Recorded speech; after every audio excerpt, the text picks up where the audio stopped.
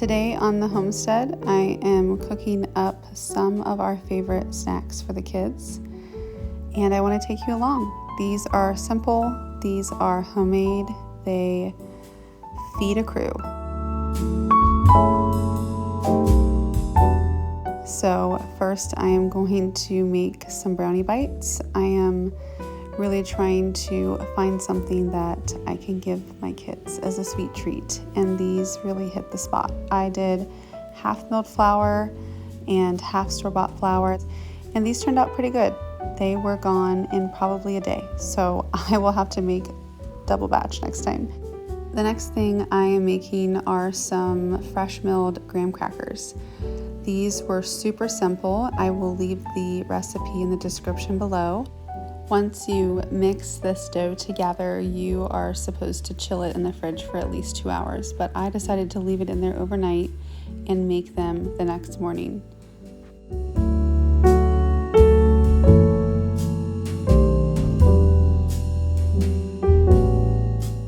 I was outside a little bit just admiring how much things have grown on the homestead. The flowers are blooming and the strawberries are growing, and I am so excited to harvest these.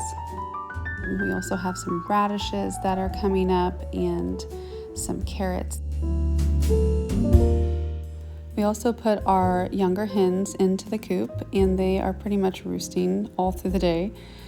The older hens are laying more and more, and I got more chickens.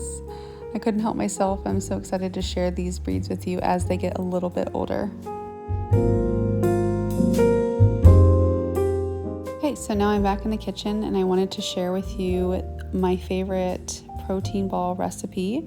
I made these in previous videos, and you guys all said you wanted to get the recipe. So it's super simple. I'm going to try my best to give you the exact measurements, but you can really make this in a number of different ways. Today I am doing 6 cups of oats, and then I cut up 6 dates so that I could remember this correctly, because I really never measure this recipe. I just do it by texture. So I cut up some dates, I put those into the food processor, and then you're going to grind this up into somewhat of a fine powder. You can also add some walnuts into this. I just forgot to add them, but I usually add some walnuts. After that's kind of ground up, I am now adding the chocolate chips. So these will get pulsed up as well. And while that is going, I'm adding 6 tablespoons of protein powder. These are chocolate balls, so I'm using a chocolate protein powder. This is what it looks like when it's ready, and now I'm going to add the peanut butter. I find that the peanut butter from Costco that's nice and oily works best, and honestly guys, I don't measure this. I would say this is about a cup of peanut butter, and then I'm going to turn on my food processor, and while that is mixing, I'm going to add honey. You're going to want to add the honey until it starts to form balls or little clumps, and I would say add it about 1/3 of a cup of honey.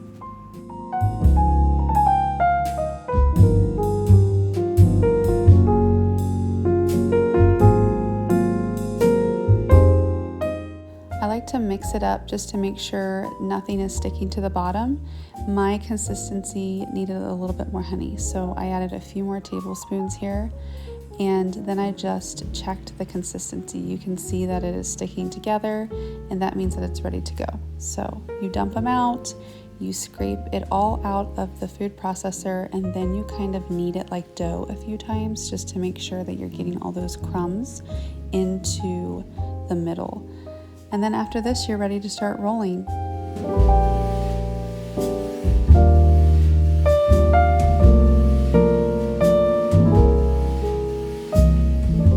Making these ourselves saves our family so much money, and it's only a handful of ingredients. I really try to focus on getting a lot of fat into the diets of my children, and so these protein balls really cover that. They give a good amount of protein, a good amount of carbohydrates, and a great amount of fats. The best way to keep these from getting eaten in one day is to put them in a Ziploc baggie and store them in the freezer. When you're ready to enjoy them, just take one out and let it sit on the counter for a few minutes and enjoy.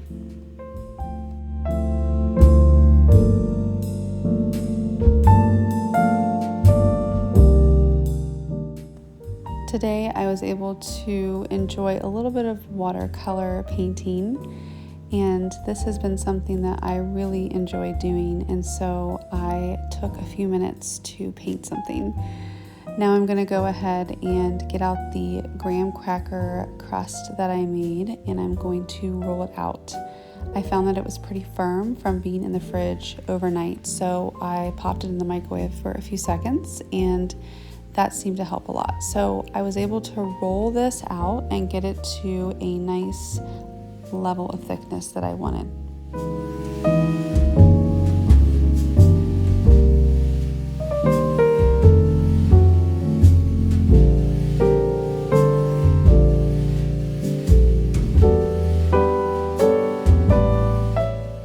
So I always have little helpers in my kitchen, and we are just taking a pizza cutter and slicing these into little squares. I think it would be so fun to get a little curved cutter and make them into fun little shapes. Over the years, I have grown in so much patience in the kitchen with my kids. They really just want to help, and they enjoy it so much. And sometimes they are really not the best helpers, but taking the time to have these moments with our children, and honestly, teaching our daughters how to cook is a skill that is going to bless them when they have their own homes and they become moms. So when I'm baking and making things in the kitchen, I really want my kids to be with me, and I really want to encourage them to have a love for baking. We are doing generational work here. We are doing kingdom work. This is the kind of stuff that draws you closer and in deeper fellowship with your kids. Today, I had the privilege of being able to grow closer to my daughters. And there are so many things that I want to share with you that we have been baking and making on the homestead. So stay tuned and be sure to subscribe, and I will share those with you guys in upcoming videos.